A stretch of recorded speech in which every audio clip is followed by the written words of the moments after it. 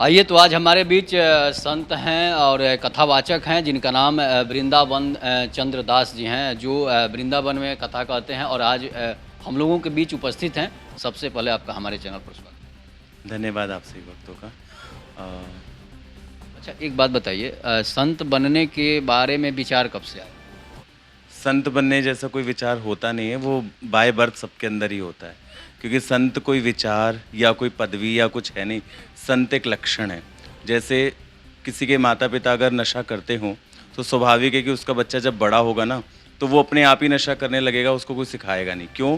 क्योंकि उसके माता पिता के गुण से उसके अंदर वो जीन्स आए हैं। ठीक उसी प्रकार से जिसके अंदर भक्त या भक्ति भावना की ऐसी सोच होती है तो बाय बर्थ माता पिता के थ्रू वो आता है बच्चे में, और बच्चा जब धीरे धीरे बड़ा होने लगता है तो बच्चे के अंदर वो गुण अपने आप प्रकट हो जाते हैं। तो आपके पेरेंट्स में तो बैकग्राउंड तो था नहीं संत वाला, कथावाचक वाला। हाँ, तो ऐसा थोड़ा है कि किसी के पिताजी बहुत ज़्यादा ड्रिंक करते हो तो कम करते हो। ऐसा देखो, एक चीज़ है कि जो गुण है ना, ये होता है किसी में न्यून होता है, किसी में अधिकतम होता है। जैसे राक्षस के घर में भक्तराज प्रहलाद पैदा हो गए और भक्त के घर में एक राक्षस पैदा हो जाए, ऐसे ही थोड़े से भी अगर गुण हो ना तो भगवान कहते हैं सतरती सतरती सलोकांश तार्यति, अर्थात वो एक छोटा सा भक्त पैदा होता है और वो धीरे धीरे उसमें निमज्जन होता रहता है भक्ति में, और फिर वो उस स्तर पे पहुंच जाता है जहाँ जाने के बाद वो अपनी पीढ़ियों को तारने लगता है। तो बस यही हुआ। अच्छा, आपका नाम में शास्त्री लग गया, शास्त्री कैसे लगा? मेरे नाम में शास्त्री इसलिए लगा क्योंकि जो ये शास्त्री एक उपाधि है। जैसे हम उपाधि लेते हैं एमबीबीएस की, डॉक्टर्स की इत्यादि की, तो जब हम शास्त्रीय पढ़ाई करते हैं तो जो सारे शास्त्रों की पढ़ लेता है फिर उसका एग्ज़ाम दे लेता है तो उसके नाम के पीछे शास्त्री लगने लगता है। ऐसी साधु में आगे आगे पदवी होती है। तो आपको वेद पुराण ये सब चीज़ें जो है याद? बिल्कुल बिल्कुल, तभी शास्त्री लगता है ना। वेद का कोई मंत्र? बिल्कुल। वेद का, कौन से वेद का? 4 वेद हैं, ऋग्वेद, सामवेद, यजुर्वेद और अथर्ववेद। किसका और किस विषय पर? आप जो है यजुर्वेद का ही सबसे पहले सुनिए। ठीक है। सबसे पहले प्रभु जी ने पूछा यजुर्वेद के विषय में। यजुर्वेद जिसके अंदर हमारे जितने भी ज्ञान इत्यादि ब्रह्म भंडार है, जिसमें से यजुर्वेद का एक सबसे प्रिय श्लोक है जो कि मुझे सबसे प्रिय लगता है। कृष्णम नारायणम वंदे, कृष्णम वंदे ब्रजप्रियम, कृष्णम द्वैपायनम वंदे, कृष्णम वंदे प्रथासुतम। ये मंत्र मुझे सबसे प्यारा लगता है यजुर्वेद का। आपकी जो छवि है वो राधा कृष्ण, जैसे राधा कृष्ण की जो लोग पूजा करते हैं उनके बारे में, तो सामवेद का ज़्यादा आप में सूटेबल करता हूँ। नहीं कर, देखो चतुर्वेद जो है ना वो चतुर्वेद है। भगवान ने चतुर्वेदम मया सिस्टम भगवान ने बना दी, पूरी सृष्टि कर दी, परंतु वेदों का सार कलयुग के जीवों के लिए समझने के लिए बहुत मुश्किल है। इसलिए भगवान ने पंचम वेद प्रकट किया, ग्रंथराज श्रीमद् भागवतम। तो इसलिए जो भी राधा माधव के उपासक है अथवा जो भी भक्ति मार्ग पे चलना चाहता है तो उसको फिर भागवतम पे आना चाहिए। तो इसलिए हमारा जो प्रिय ग्रंथ है वो है ग्रंथराज श्रीमद् भागवतम। अच्छा, ऐसा कहा जाता है कि वेद जो है, मैं भगवान जो वेद व्यास थे वो 3 ही वेद लिखे थे, लेकिन जो है चौथा वेद जो है अलग से जोड़ा गया था, सामवेद। इसका प्रमाण कहाँ से है? जो भी अगर कोई ऐसी बात कहता है तो उससे कहो कि शास्त्र से प्रमाण ला करके दिखाए। ये गलत बात है, ऐसा नहीं। वेद पहली बात कोई लिख ही नहीं सकता, क्योंकि वेद भगवान की श्वास पर श्वास है। तो जो भगवान के श्वास से प्रकट हो रहा है और वापस भगवान में जा रहा है, उसको लिखने का सामर्थ्य किस में आ सकता है? ये वेद की सबसे पहले ऋचा हुई थी, भगवान ने अपनी वेणु से ब्रह्मा जी को दिया था, जिसका सूत्र ब्रह्म सूत्र में मिलता है। वेणुर करवन्य मार विंदादलाय ताक्षम ब्राह्म अचाक्षमाक्षितम गुण सुंदरांगम कंदर्प कोटि कमनीय विशेष शोभम गोविंदम आदि पुरुषम तमहम भजामी। इस चतुर्श्लोकी को फिर आगे 4 श्लोकों में किया, फिर 18 पुराण में किया, फिर उपनिषदों में किया। ऐसे करते करते करते जब वेद व्यास जी ने देखा कि कलयुग का जीव और नहीं समझ सकता, तो उसके बाद फिर उन्होंने आखिरी पद लिखा जिसको हम कहते हैं ग्रंथराज श्रीमद् भागवत। उसके बाद अपनी कलम तोड़ दी, बस। ये वेद 4 वेद है, पुराण भी 16 प्रकार का होता है। 18 प्रकार का पुराण होता है। तो पुराण और वेद में क्या अंतर? बताता हूँ।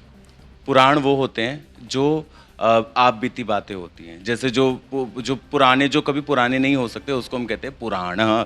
समझे? जैसे देवी पुराण जो कभी पुराना नहीं हो सकता, नारदीय पुराण, गणपत्य पुराण, अग्नि पुराण, वराह पुराण, कूर्म पुराण, ये सब भगवान की लीला और भगवान के जो अंश प्रति अंश अवतार हैं जिसके विषय में कहा जाता है, तो वो वही सारे अवतारों के विषय में गणना की जाती है। उनको कहते हैं पुराण, जो कभी पुराने नहीं होते, क्योंकि भगवान की लीला अवतार कथन किसी न किसी ब्रह्मांड में चल रहा होता है, तो वो इसलिए उसको पुराण कहते हैं। अच्छा, भगवान क्या है? भगवान क्या है? भगवान जो 5 तत्व में रहे तो भी जिंदा रहे, 5 तत्व ना रहे तो भी जिंदा रहे, उसको कहते हैं भगवान। भगवान का मतलब हुआ भूमि, आकाश, वायु, अग्नि और पृथ्वी। ये 5 चीज़ रहे तो भी वो जिंदा है, 5 चीज़ ना रहे तो भी वो जिंदा रहे, उसको कहते हैं भगवान। लोगों लोगों को कैसे कैसे समझाया जाए कि भगवान कैसे मिलेंगे, भगवान हैं कि नहीं है? हाँ, भगवान है, ये किसने कहा भगवान नहीं है? भगवान थे, भगवान है और भगवान रहेंगे। देखिए, आपका प्रश्न है कि लोगों को कैसे बताया जाए कि भगवान कैसे मिलेंगे। सबसे पहले इस बात है, भगवान कहते हैं कलयुग में यही कली करम न धर्म विवेकु राम नाम अवलंबन एकु। इस कलयुग में ना तो कोई धर्म है ना कोई कर्म है, ठीक है। तो ना कोई धर्म द्वारा जीत सकता। क्यों? क्योंकि आज जूता गांठने वाला भी डॉक्टर इंजीनियर बन करके बैठा है, समझ रहे हैं। क्षत्रिय जो है वो जूता गांठ रहा है, तो कर्म नहीं रहा, तो धर्म धर्म भी नहीं रहा, धर्म नहीं रहा किसी का, कर्म भी किसी, सब कर्म शून्य हो गए। तो केवल क्या रह गया? भगवान का नाम। तो जो जीव भगवान के नाम को ध्याएगा, भगवान का भजन करेगा, वो भगवान को अपने आप प्राप्त कर लेगा। उसको कहीं जाने की जरूरत नहीं, वो जहाँ है वहीं से भगवान का भजन करना शुरू करे, भगवान वहीं मिल जाएंगे उसको। अच्छा, कथावाचक और संत दो तरह के, एक महात्मा, कथावाचक और संत, इन तीनों में क्या अंतर है? महात्मा, कथावाचक और संत। अब सुनिए, एक है महात्मा। 3 प्रकार की आत्मा हमारी सृष्टि में रहती है, आत्मा, महात्मा, परमात्मा। आत्मा वो है जो आम जीव है, महात्मा और परमात्मा वो है जिसको आम जीव आत्मा परमात्मा तक पहुंचना चाहती है। और महात्मा एक द्वार है, जैसे किसी मैं आपके घर आया हूं तो आपके स्थान पे आने के लिए एक द्वार है ना, अंदर घुसने के लिए। तो जो महात्मा है वो आत्मा को परमात्मा तक पहुंचाने का एक द्वार है, वो तो हुआ महात्मा, ठीक। दूसरा आपने क्या पूछा? संत। संत, जो संत है वो संत कोई उपाधि नहीं अलग से, हरि बोल। जो संत है वो संत कोई उपाधि नहीं है। संत है क्या एक्चुअल में हमें समझना चाहिए, जिसने अपनी समस्त इंद्रियों को साध लिया हो वही संत है। जैसे जिसने अपने नेत्रों को साध लिया हो, श्रवण को साध लिया हो, जिव्या को साध लिया हो, त्वचा को साध लिया हो, अपनी वासना को साध लिया हो, वो हो गया संत। और कथावाचक कौन है? कथावाचक मीन्स टीचर, समझ गए आप, जो कि शास्त्रों को पढ़ता है और फिर समाज में जाकर के उन शास्त्र की बातों को बताता है। लेकिन वो कथावाचक भी पढ़ा लिखा होना चाहिए। जैसे आजकल हम समाज में देख रहे हैं केवल नाचने गाने के नाम पर लोग बहुत फैल जाते हैं, ऐसा नहीं, वो पढ़ा लिखा होना चाहिए, उसका डिग्री है या नहीं देखना चाहिए। जैसे कि मैंने पहले ही आपको बताया कि मैं शास्त्री हूँ, तो ऐसे पूछ लेना चाहिए कि आप डिग्री वाले हैं, कहाँ से पढ़े हैं, किधर से पढ़े हैं, क्यों पढ़े हैं, तब उससे सुनना चाहिए, टीचर से, ऐसे नहीं। तो ये 3 अलग अलग। अच्छा, बागेश्वर बाबा हैं, अनिरुद्धाचार्य हैं, इसके बाद बहुत सारे कथावाचक हैं। एक बार मैंने एक संत जीयर स्वामी जी को सुना था, तो वो बोलते हैं कि आजकल के जो कथावाचक है ना, वो लिपस्टिक मार के एकदम अपन टीका उका करके कथा करना, ये कोई कथा है? नहीं, जो स्वयं वासना में फंसा वो आपको वासना से कैसे निकालेगा? तो जीयर स्वामी महाराज वो तो बहुत पहुँचे हुए सिद्ध संत हैं, तो उन्होंने जो कहा वो सही कहा। तो बागेश्वर बाबा का जो चमत्कार होता है, उसको कहिए दिव्य दरबार जो लगाते हैं, वो क्या है? हकीकत है या फिर कुछ ऐसा मतलब ट्रिक? वो हकीकत है, वो हकीकत है, झूठ नहीं हो सकता। तो मतलब आखिर तो तपस्या उपस्या तो की नहीं कि उनके पास इतना ज्ञान, और इतना जल्दी इतना ज्ञान कैसे हो गया? बताता हूँ मैं आपको। 2 प्रकार की चीज़ संसार में हम अपनी दृष्टि में देखते हैं। एक, कोई व्यक्ति मेहनत करके धन अर्जित करता है, और एक, किसी के पिताजी खूब मेहनत करते हैं, धन अर्जित करते हैं, और फिर वो पिताजी अपने बच्चे को संपत्ति में दे देते हैं। तो बागेश्वर वाले जो महाराज हैं, उनके जो गुरु थे सन्यासी बाबा जी महाराज, उन्होंने पूरे जीवन तपस्या किया, और तपस्या करने के बाद जो सिद्धि लाभ उन्होंने करी, वो सिद्धि जाते जाते अपने पुत्र को दे करके चले गए। तो इसलिए उन्होंने कुछ किया नहीं, लेकिन इतनी कम उम्र में जो कुछ भी है वो गुरु प्रसादम है उनके पास।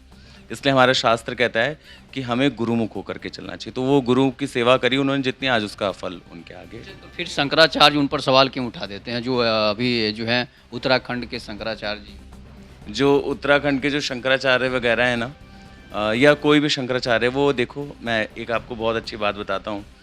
हमारे सनातनियों में ना, आप कोई भी धर्म देखो, ये मैं बहुत बड़ी बात कह रहा हूँ, आप क्रिश्चियंस को देखिए, वो बाइबल को फॉलो करेंगे, उससे ऊपर ना किसी को सुनेंगे ना मानेंगे।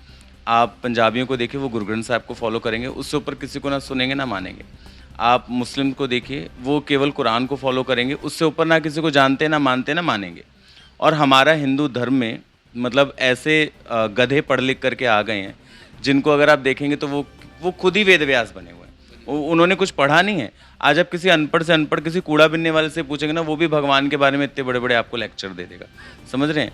तो हमारा धर्म आपस में संगठित नहीं हो रहा है। उसका कारण क्योंकि आपके फॉलोवर ज़्यादा हो जाएंगे तो मुझे कौन पूछेगा, मेरे ज़्यादा हो जाएंगे तो इनको कौन पूछेगा।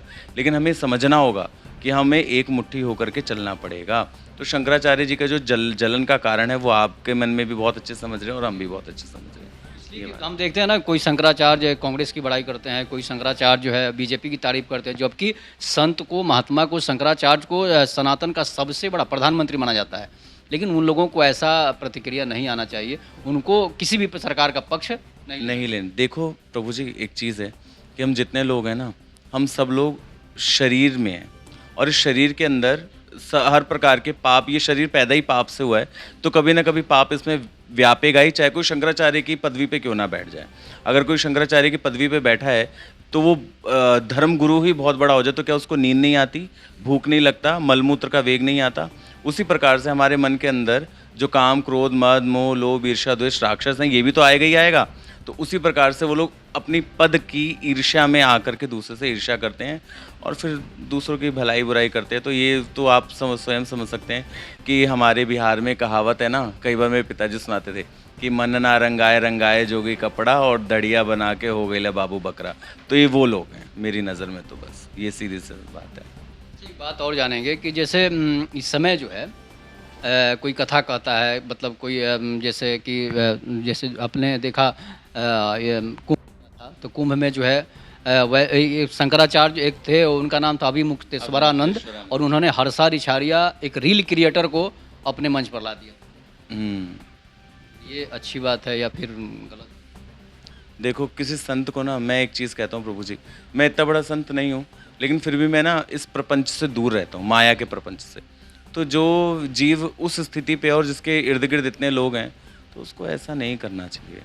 लेकिन अब उन्होंने कर दिया, वो मेरी बात थोड़ा ना सुनेंगे, वो तो अपनी बात पे ही रहेंगे, तो ये गलत है मेरी तरफ से। अच्छा, आपने अपनी डिग्री कहाँ से ली है, कैसे आप कहाँ पर पढ़े? मैंने सबसे पहले अपनी जो डिग्री है, सबसे पहले मैं, आप जानते होंगे, international society of Krishna consciousness, ISKCON, मैंने वहाँ पे जाकर के अपना भक्ति शास्त्री कोर्स किया। भक्ति शास्त्री कोर्स करने के बाद काशी विश्वविद्यालय परिषद से 2019 में ऑनलाइन मैंने उसमें अपना भरा नाम शास्त्री के लिए, और उसमें मेरा सिलेक्शन हुआ, एग्ज़ाम दिया, एग्ज़ाम देने के बाद मैं पास हुआ। तो वहाँ से फिर मुझे 2 जगह से डिग्री मिली, भक्ति शास्त्री कोर्स इस्कॉन पंजाबी बाग, और शास्त्री कोर्स यहाँ से काशी से। जी। अच्छा, कभी सरकारी नौकरी करने का विचार नहीं आया था कि सरकारी नौकरी करेंगे तो मतलब? नहीं, पढ़ाई बहुत करी, हर लाइन में पढ़ाई बहुत करी, डिग्रियाँ बहुत की, नौकरियाँ भी की, लेकिन अंत में बस एक मन में विचार आया, मैंने भागवतों का एक श्लोक पढ़ा कि और बस यही कि पानी केरा बुदबुदा और मानुष की जात, कि जब मर ही जाऊंगा तो फिर क्या फ़ायदा है नौकरी करके और पैसे कमा करके। और देखो मेरे प्रारब्ध अनुसार मेरे को जितना मिलना होगा ना, वो मुझे मिलेगा। वो एक कहावत है, राम हुई है तो घर बैठल दी है ना, ऐसा कहते हैं ना बिहार में। तो मैंने उस बात को बिल्कुल अपने जीवन में जिया। मैंने कभी कुछ नहीं करता, मैं एक जगह बैठ के खाली राम राम करता, और मेरे पास भगवान ने मुझे सब कुछ दिया है, किसी चीज़ का वो नहीं। तो फिर मैं क्यों करूं? जब मेरे प्रारब्ध अनुसार, कर्मानुसार मेरे पास खुद चल करके ही आएगा, तो मैं क्यों फालतू में दौड़ूँ इधर उधर। तो मैं आराम से भजन करता हूँ, और एक दिन चले ही जाएंगे हम सब, तो फिर क्या फ़ायदा। जाना तो सबको रहता है, इसलिए कि जो धरती पर आया हो जाएगा। लेकिन एक बात आपसे जानेंगे, वृंदावन दास जी शादी कब करें? नहीं, मैं शादी नहीं। शादी नहीं कर? नहीं। बुद्धाचार्य जी का, उनका भी शादी हुआ है, इसके बाद बहुत सारे कथा हुआ है। देखो मेरी बात सुनो, जिसके मन में स्त्री का लोभ होगा, वो आपको कभी भी, या वो खुद भगवान को नहीं पा सकता, और वो आपको ही भगवान से नहीं मिला पाएगा। जिसमें स्त्री भोग की इच्छा होगी, समझ रहे हैं?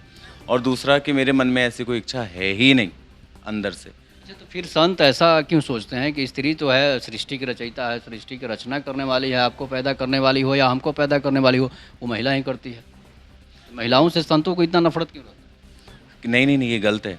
संतों को महिलाओं से कोई नफरत नहीं है, ये गलत बात है। बल्कि संत तो महिला का बहुत सम्मान करते हैं, हम भी बहुत महिला का सम्मान करते हैं। हम महिला का इतना सम्मान करते हैं कि उस सम्मान में हम महिला को अपनी माँ मानते हैं, अपनी भोग्यानी मानते हैं, और संसारिक व्यक्ति महिला को अपनी भोग्या मानता है।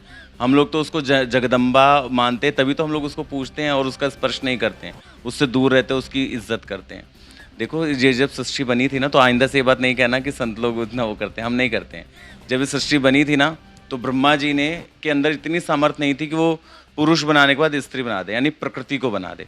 तो प्रकृति बनी कैसे? तो प्रकृति बनी माता आद्या शक्ति से, यानी माँ ललितांबा देवी से, ये प्रकृति पूरी बनी। तो इसलिए हम जो संत होते हैं ना, हम जो भक्त होते हैं, या जो भी आप संसार में जो विवाह नहीं करते, जो इस तथ्य को समझ जाता है वो विवाह नहीं करता, क्योंकि वो उस स्त्री में अपनी माँ देखता है। दूसरा कारण देखो, हम इस सृष्टि में आए हैं भगवान के भजन के लिए, है ना।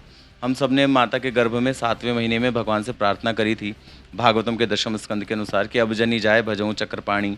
मैं इस माता, हे प्रभु मुझे इस माता के गर्भ से बाहर निकलो। बाहर निकलने के बाद ना भाई ना बहन ना माँ ना बाप ना बच्चे, कुछ नहीं, सिर्फ आपका भजन करेंगे।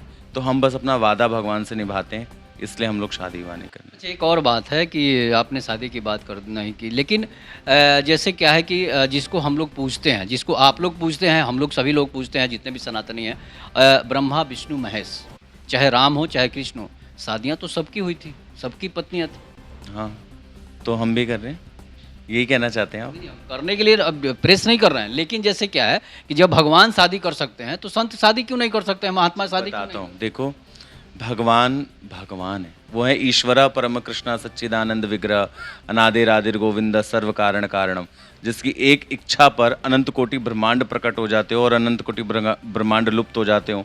हम उसकी बराबरी कभी नहीं कर सकते। ऐसा तो फिर भगवान ने 16,108 विवाह किए थे, तो कोई कहे कि भगवान ने इतने विवाह किए तो हम भी उतने विवाह करेंगे? शादी तो नहीं की, शादी थोड़े था। मतलब कृष्ण भगवान की जो 16,108 रानियां थी, वो शादी नहीं किए थे। तो क्या किया? विवाह ही तो हुआ था वो भौमासुर को मारने। उनके जो कैद करके कंस ने जिन महिलाओं कंस ने नहीं रखा था, वो हकीकत ये था, भौमासुर नाम का एक राक्षस था, जिस राक्षस ने सुना था भगवान द्वापर में आएंगे तो वो 16,108 शादियां करेंगे, मैं उनसे ज़्यादा शादियां करूंगा। तो उसने 16,100 रानियों को कैद करके रखा था, कई युगों से, मतलब कई मनमंत्रों से भी। तो जब भगवान ने भौमासुर को, उसको वरदान था कि जब तक उसकी माँ नहीं बोलेगी वो मरेगा नहीं। तो उस समय पर जो उनकी माँ थी वो माता सत्य के रूप में थी, सत्या के रूप में, और उन्होंने बोला कृष्ण से मार दो, तो वो मर गया। जब मर गया तो उन 16,100 रानियों ने बोला भाई अब हम कहाँ जाएं, दो ही रास्ते हैं, तो हम वैश्यवृत्ति पे आ जाएं या हम आत्महत्या कर लें। तो भगवान ने कहा ना तुम्हें कहीं जाने की जरूरत नहीं, मैं तुम सबसे विवाह करूंगा। और भगवान ने अमित ही रूप प्रकटेते ही काला, और भगवान ने उसी समय में 16,100 विवाह बनाए, रूप बनाए, 16,100 मंडप लगे, विवाह मंडप, 16,100 ब्राह्मण आए, और उसी समय भगवान ने उनसे विवाह किया। आप भागवत पढ़िए ना 10वें स्कंद, आपने कहाँ पढ़ा है ऐसा? यही चक्कर है कि हम पढ़ते नहीं हैं, सुनी सुनाई बात पर है। आप 10वें स्कंद पढ़िए, खोल के अभी सामने लाइए, आप पढ़िए, उसके अंदर पूरा मेंशन है, भगवान ने पूरा विधिवत उन 16,100 रानियों से विवाह किया, 8 तो अलग से विवाह किया। फिर एक बात और सवाल है कि धर्म क्या है? धर्म, धर्म देखिए, धर्म है, आत्मा को ही धर्म कहते हैं। आत्मा का धर्म का मतलब हुआ कि आप इस जीवन को कितना सुंदर बना सकते हैं और आपके जीवन से दूसरों को कितना सुख प्राप्त हो जाए, वही धर्म है मेरी नज़र। एक और बात है, कथावाचक जो होते हैं, जो भी हैं, बड़े बड़े कथावाचक हैं, जब भी देखते हैं तो वो अमीरों की बस्ती में ही ज़्यादातर कथा कहते हैं, गरीबों की बस्ती में क्यों नहीं कर, जिससे सनातन से लोग कटते जा रहे हैं। हाँ, ये बात है, क्योंकि सबको, अब मैं ऐसी बात नहीं कह सकता, लेकिन बस ये है कि गरीबों में भी जाते हैं, ऐसी बात नहीं है, हम जैसे लोग जाते हैं, गरीबों में भी जाते हैं। और एक संत के मन में ना आदर सबके लिए एक समान होता है, लेकिन अंतर क्या होता है कि उनके रहन सहन का या जो उनका जो भी खर्चा आता है वो उठाने का सामर्थ्य जिसमें होगा, तो फिर इसलिए उस तरफ जाना पड़ता है। देखो हकीकत बात तो यही है। बिना खर्चा के भी तो गरीबों के यहाँ उसी प्रकार से कथा हो सकता है। उसी प्रकार बिना खर्चा के कथा हो सकता है, लेकिन ये बिना खर्चा की कथा हो या ना हो, लेकिन जैसे क्या है ना कि गरीब दलित जो हैं वो सनातन से कटते जा रहे हैं। वो कोई क्रिश्चियनिटी को अपना रहा है, कोई बुद्धिज्म को अपना रहा है। इसकी सबसे बड़ी कमी कहाँ है? इसकी सबसे बड़ी कमी यहाँ है कि हम अपने कास्टों को लेकर के बहुत ज़्यादा ऊपर, इसमें केवल संतों की गड़बड़ी नहीं है, इसमें आपकी और हमारी भी है। कोई राजा बाबू बने घूम रहे हैं, कोई जो वैश्य वर्ण के हैं वो अपने आप को सेठ जी बने घूम रहे हैं। तो इसमें कमी हमारी भी है कि हम भी उन्हें अपने एक करें ना, कि हमारे भी घर में कोई फंक्शन हो, उत्सव हो, तो ऐसा नहीं कि हम उन्हें नीचे बिठाएं, हम भी उन्हें एक समान अपने साथ बिठाएं ना कुर्सी पर। तो इसमें केवल संतों की बात नहीं आती, इसमें पूरे समाज की बात आती है। हम पूरे समाज को एक साथ करके सबको चलना पड़ेगा, तभी कुछ होगा। ऐसा होता संतों में जैसे एक भाषा जो है संतों की नहीं होती है। कोई संत हर चीज़ पर अलग अलग सवाल उठा देते हैं। कोई जैसे कोई पर्व भी होता है तो अलग अलग मतलब बता देते हैं कि आज ये होगा, तो कोई बता देता है कि कल होगा। ये जो है दोनों में जो है संतुलन क्यों नहीं बन पाता है संत? देखो, इन चीज़ों को ना जानने के लिए ना आपको मुझे कम से कम 1 घंटा समय देना पड़ेगा, क्योंकि बात ऐसी है ना, शास्त्र पे बात है। भविष्योत्तर पुराण के अनुसार ना, मैं आपको बताऊं, भगवान ने कहा था कलयुग जब अधिक बढ़ेगा ना, प्रथम चरण जब कलयुग का खत्म होगा, भविष्योत्तर पुराण का 6वां स्कंद निकाल करके सभी पढ़ लेना, उसमें वर्णन है। भगवान ने कहा जब कलयुग का प्रथम चरण खत्म होगा ना, तो लोगों की उत्सवों से आस्था आस्था खत्म होगी। कैसे कि एक उत्सव 2 दिन, 2 से 3 दिन, 3 से 4 दिन हो जाएंगे, समझ गए? एक स्मार्त हो जाएगा, एक वैष्णव हो जाएगा, और स्मार्त और वैष्णव में भी काल भेद हो जाएगा। तो भगवान उसका उत्तर देते हैं, जिससे होता क्या, अब आज देखेंगे होली 2-2 दिन हो जाती है, दिवाली 2-2 दिन हो जाती है। ये क्यों हो रहा है? अब आने वाले 10-15 साल में 3-3 दिन होने लगेंगे, ताकि लोगों की उत्सवों से, त्योहारों से निष्ठा खत्म होती रहे। तो भगवान ने इसका उत्तर भविष्योत्तर पुराण की जगह वराह पुराण में दिया। भगवान ने कहा हमें वो त्यौहार मनाने चाहिए जो त्यौहार आपके सूर्य के प्रकाश, यानी सूर्य जिस दिन निकलता हो, सूर्य की किरण, उसमें जो तिथि आए उस तिथि को पूरा दिन मान के त्यौहार उस दिन मनाइए। अब होता क्या है, जो अनपढ़ लोग होते हैं ना, जो टीवी पे बैठ के सुंदर चश्मा लगा करके और बोलते हैं, वो लोग पढ़े तो होते नहीं हैं। वो लोग खाली ज्योतिष शास्त्र अपना उठा लेते हैं और वही बोल करके पढ़ते हैं। लेकिन उनको पहले पढ़ना चाहिए वेद पुराण, उसके बाद इसका उत्तर देना चाहिए। और उन्हीं लोगों ने आजकल आप देखेंगे इंस्टाग्राम के ऊपर अधकचरे आधे पढ़े हुए लिखे लोग जो घूम रहे हैं, ऐसे लोगों ने बहुत गंदगी फैलाई हुई है हमारे सनातन धर्म में, और किसी में नहीं। और हम लोग आवाज़ इसलिए नहीं उठा पाते क्योंकि हम खुद शास्त्र नहीं पढ़े हैं, तो हम क्या आवाज़ उठाएंगे? तो हम ऐसे फालतू के लोगों की बात सच मान लेते, इसलिए इतने मतभेद शुरू हो जाते। अंत में एक आखिरी सवाल है कि सनातन को बढ़ाने के लिए, सनातन को आगे बढ़ाने के लिए संतों को क्या करना चाहिए? सनातन को आगे बढ़ाने के लिए सबसे पहले सभी संत को एक हो जाना चाहिए।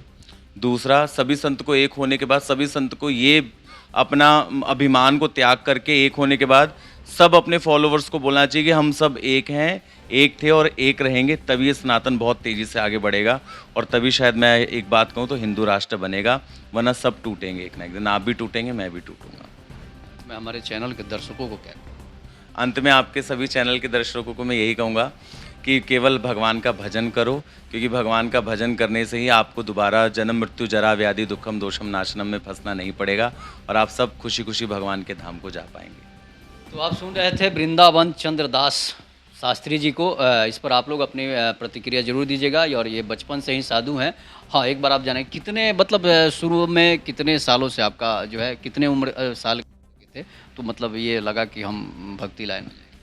नहीं, देखो, भगवान के प्रति प्रेम तो बचपन से ही था, लेकिन धीरे धीरे जब बड़ा होता गया तो भगवान ने स्वयं ही रास्ते साफ करते रहे, और ऐसा करते करते करते करते एक दिन ऐसी हवा चली मेरे जीवन की कि बस मैं तो बदला ही बदला, लेकिन आज हज़ारों लोग संग संग में बदल दिए गए भगवान की। तो इस पर आप लोग अपनी प्रतिक्रिया जरूर दीजिएगा। तब तक के लिए नमस्कार, जय हिंद, जय भारत, जय श्री राम।